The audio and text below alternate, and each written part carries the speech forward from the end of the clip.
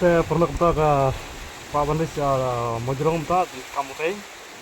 Apa poin nanti pada bentar kalau sakut no slap waktu kulit bentra jengkok kenyai. Apa pak kamu tapi marwa dan kam nanti Mojrong itu kedai kamu itu bah tangkap penting. Dan apa tuh? Napa ini po? Ikut nih ngambil peteng ini bentar pada nih sakut ini. Lapan itu slap dah nih. Ikut ini semprang akler kena buat bakal larang kapnya ngambil lagi ini. Mas ini bentar kalau jero slap itu. Kalau kamu tekan lah enam itu amat poin stay. Tapi kapnya bukan rang no. Pak yang nih itu kamu nih.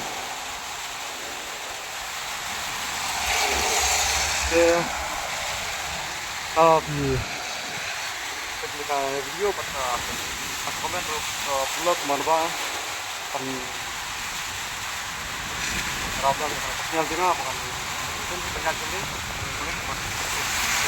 mungkin tambah perlu bisa tempatnya mentah kita sih dalam konsep dan seperti dengan DC mentah pada itu dapat blog waktunya itu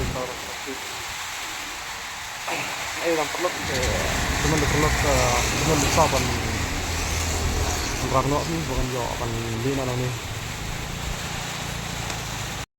page tinjur slap page kami lagi yang orang page ini perlu slap wah sampai berkat dan final nih kamu dah pun siang rom semua apa dah slapnya page ini pun dia tinjur slap page ini kan lapan shot kemenang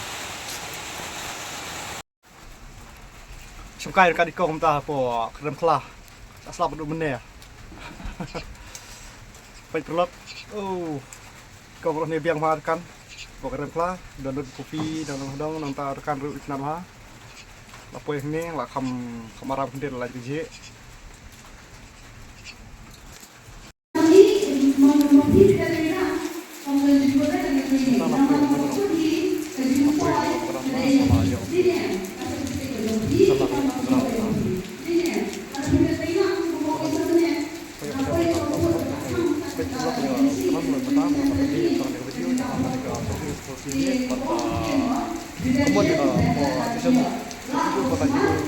makan saya itu tanpa air kita pada ya kita air kita terlalu pada kuat